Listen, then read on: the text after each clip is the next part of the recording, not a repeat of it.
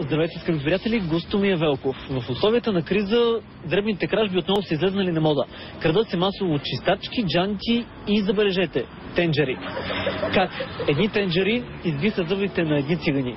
Това ще видите сега. Господине, някой мой приятел Йордан Ангелов взема някакъв тенджери, не знам кое що е, аз не виждам малко. Този недовиждащ човек май ме е познат от някъде. Ето, от тук ви е познат. От инцидента с колелото. Сега, господине, мога да моля, не видяхме случай, че удари тази кола с силно положение. Доста сте пили. Не сме пили доста. Аз съм така говоря и при това съм чистоглед момче. Да се върнем на новите приключения на този чистоглед симпатяга. Аз не виждам малко.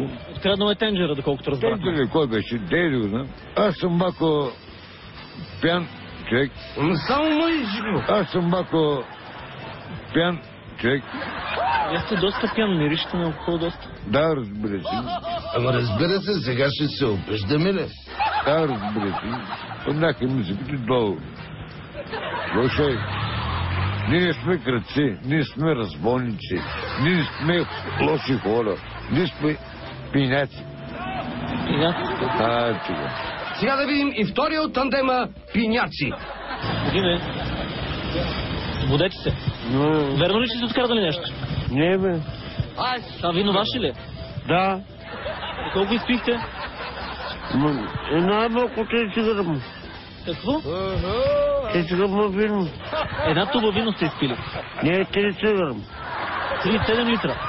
Да. 37 литра вино сте изпили. Да. За колко време?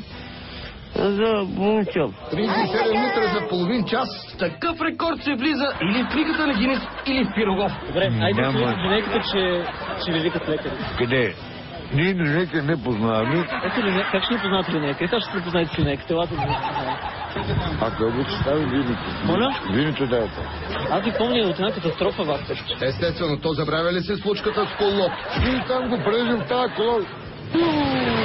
Като го праща един път с колелото и два пъти отгоре, е така, като парашют го свърля. На това му се казва циганско колело. Трима карат пеша, а четвъртия кара колело. Сега, господине, мога да моля, ние видяхме случай, че удари тази кола с силно положение. Дали двамата пиняци си спомнят този ярък инцидент?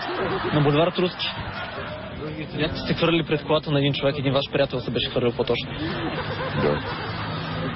Тогава? Това че случайно става? Беше антикоти. Беше... Антикоти. Значи какво? Антикоти. Антикоти.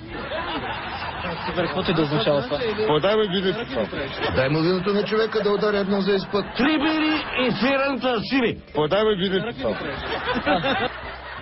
Скъпи приятели, съветът ни е да не крадете нищо от магазините, защото виждате какво се случва, когато се посегне към чуждата собственост. За господарен ефир от град Пловдив, Гостомир Велков. Паднаха ми зъбите.